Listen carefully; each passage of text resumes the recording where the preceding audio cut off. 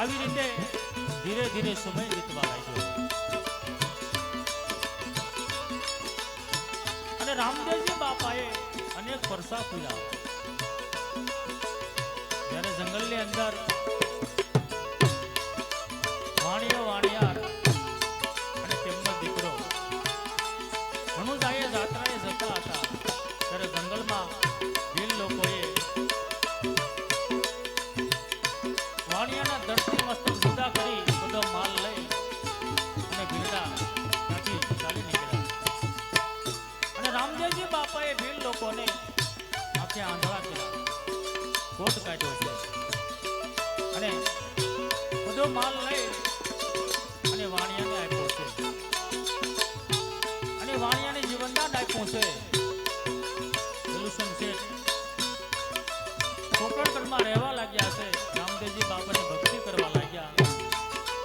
આવી રીતે ધીરે ધીરે સમય વીતવા લાગ્યો અને રામદેવજી બાપાની 20 વર્ષની ઉંમર થઈ.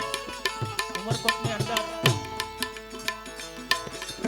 જયવંશી સોંડા રાજ કરતા એમના દીકરી નેતનદેવ એમની ઉંમર 18 વર્ષની થઈ અને રામદેવજી બાપાએ નેતનદેવના સગપણા શ્રીફળ સ્વીકાર્યા. અજમલ રાજાએ રામદેવજી બાપાના ઘડિયા લગ્ન લીધા. દેશ પ્રદેશ સગાવાલાને કંકોત્રી મોકલી પણ પિંગલગઢમાં સગુણાબેનને કંકોત્રી નથી મોકલી. અને રામદેવજી બાપા આજ વિચાર કરે પણ તેઓ વિચાર કરવા લાગ્યા.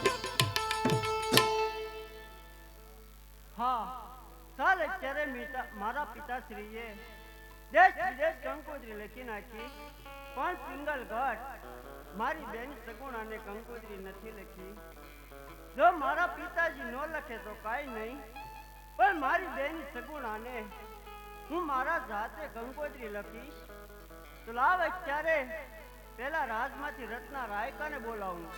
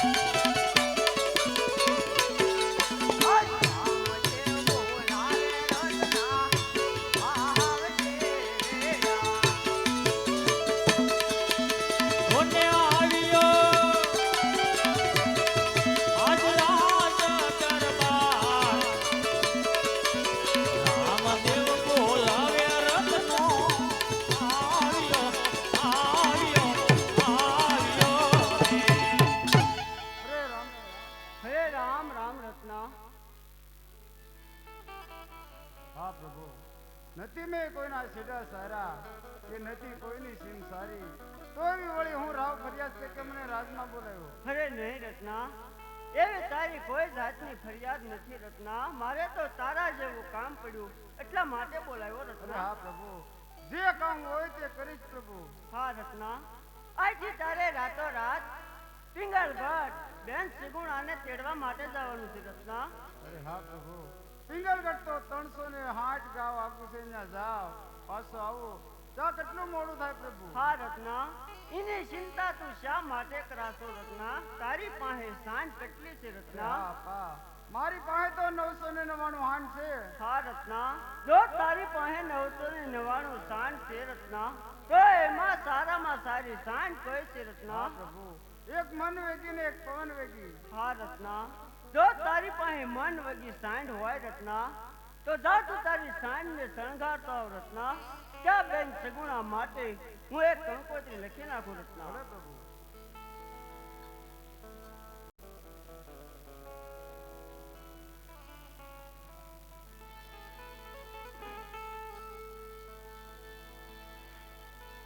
રામદેવજી બાબા સગુણાબેનને અંતરના વાક્ય હયાના હેતથી કંકોત્રી લખે છે.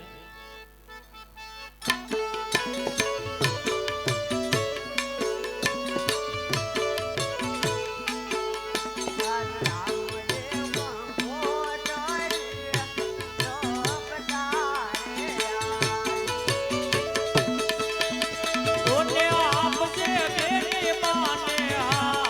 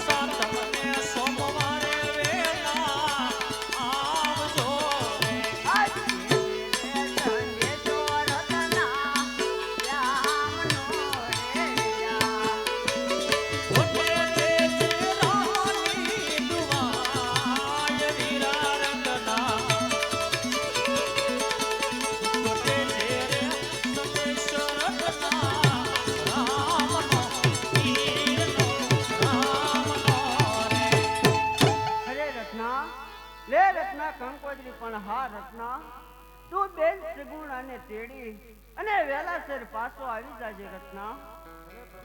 અને હા રત્ના તને જા સંકટ પડે ના મને યાદ કરજે રત્ના, હું જરૂર તારે વારે આવીશ રત્ના. અરે હા પ્રભુ. તો હા રત્ના જા તું તારી મન વગી સાંડ હવે તું દોડાવી મેઘ રત્ના. હે રામે રામ રત્ના. રામે રામ રામ આપવાને.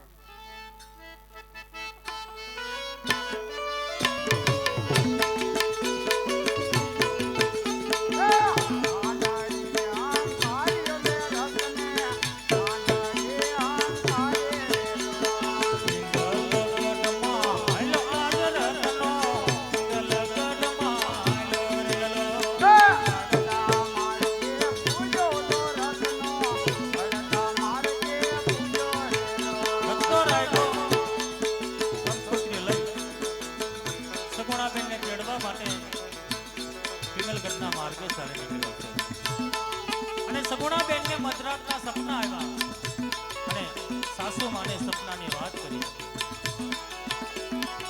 ત્યારે સાસુમાં સગુણાબેન ને પિયરમાં જવાની રજા નથી આપતા. ત્યારે બેન સગુણા બે હાથ જોડી સાસુ માને વિનંતી કરે છે, હે સાસુમાં પીરિયામાં મારો ભાઈ રામદેવ પરણે છે, રત્નો રાયકો મને કંકોત્રી લઈ તેડવા આવે છે, મને જવાની રજા આપો. અને રત્નો રાયકો પિંગલગઢ પહોંચી જાય. એ કંકોત્રી સગુણાબેનના હાથો હાથ આપે અને સગુણાબેનના સપના હાંસા પીડા ત્યારે એમના સાસુમાએ જવાની રજા આપે.